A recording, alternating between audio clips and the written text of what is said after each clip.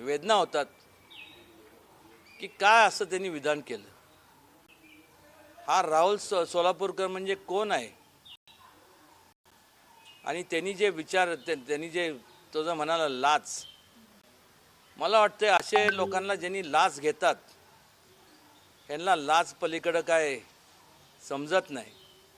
हे असं बोलताना म्हणजे जिभेला हाड नसतं मला माहीत आहे, पण लावली जीभ टाळाला आणि काय पण बोलायचं.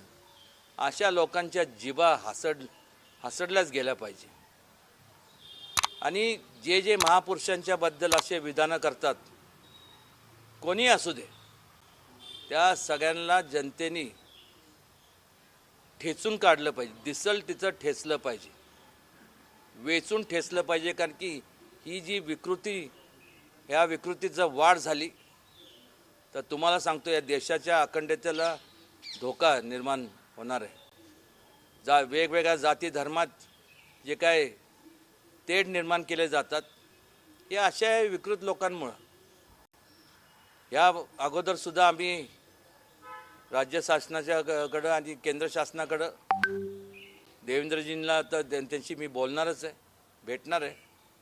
अमितजींशी पण भेटणार आहे की ज्या ह्या असे जे विधानं करतात त्यांच्यावरती कडक कारवाई करण्यात यावी.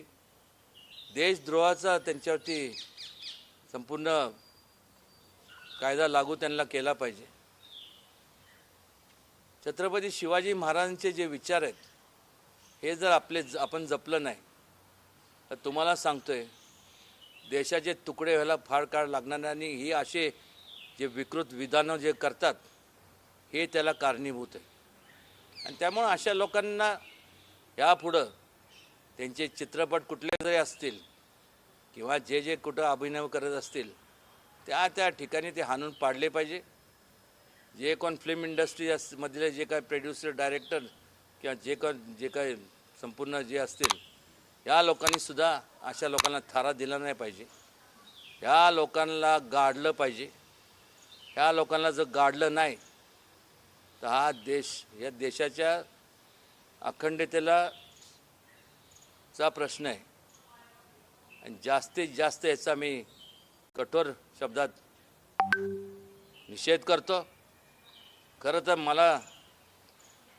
मला जर विचारलं तर असं वाटतं त्याला गोळ्या घालून मारलं पाहिजे.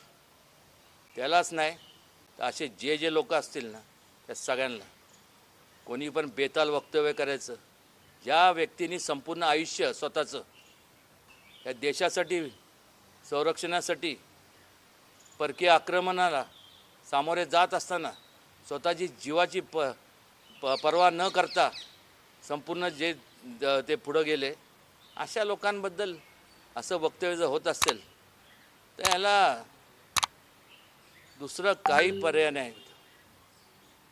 फार बोलण्यापेक्षा मी एवढंच सांगेन